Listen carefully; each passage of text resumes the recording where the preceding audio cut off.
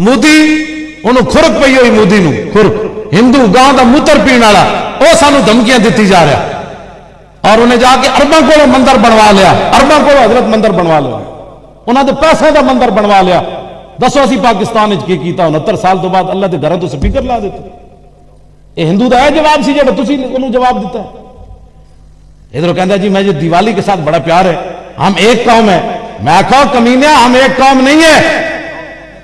हाँ जी हम एक कौम नहीं है ये कहे कि अकलियतों से हमें मोहब्बत है अकलियत रसूलुल्लाह तुम क्या अकलियतों को तुमने हकूक देने हैं मेरे आका मौला फरमा गए मन कतला मुआहिदन मिन गैर कुनातिन हर्रमल्लाहु अलैहिल जन्नह तुमने क्या हकूक देने हैं अकलियतों को या अक़वाम मुत्तहिदा ने मेरे आका ने फरमाया किसी मेरे उम्मती ने मुसलमान ने किसी मुआहिद को जो काफिर होकर मुसलमानों के मुल्क में पनाह लेकर रह रहा हो बगैर किसी वजह के गुस्ताख रसूल तो मुसलमान नहीं बच सकता ईसाई कैसे बच सकता हाँ जी हुजूर ने फरमाया बिला वजह अगर मेरा उम्मती किसी काफिर को मार दे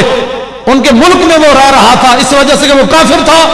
हुजूर फरमाते हैं क़यामत वाले दिन उस मेरे उम्मती पर अल्लाह जन्नत हराम करार दे देगा ये अकलियतों के हुकूक है क्यों जी फतेह बैतुल मुकद्दस के मौके होते फारूक आजम जदों यहूदियों के कनीसे विच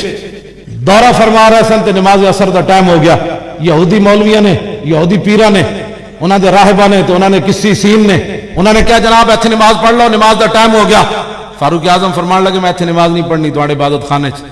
ये मैंने पता है जब रसूलुल्लाह ने कदम मुबारक जमीन पर रखा तो मेरे आका ने फरमाया जुइलत लियल अर्द मस्जिदम व तुहूरा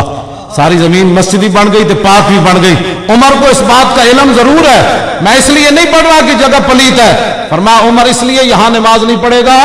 कि मैंने अगर नमाज पढ़ ली तो बाद में मुसलमान आ गए इस जगह पर कि उमर थे नमाज पढ़ी असी मस्जिद बनानी तुसी की करोगे हजरत उमर थे नमाज नहीं पढ़ी ये अकलियतों के हुकूक है तुमने हमें बताने अकलियतों के हुकूक क्या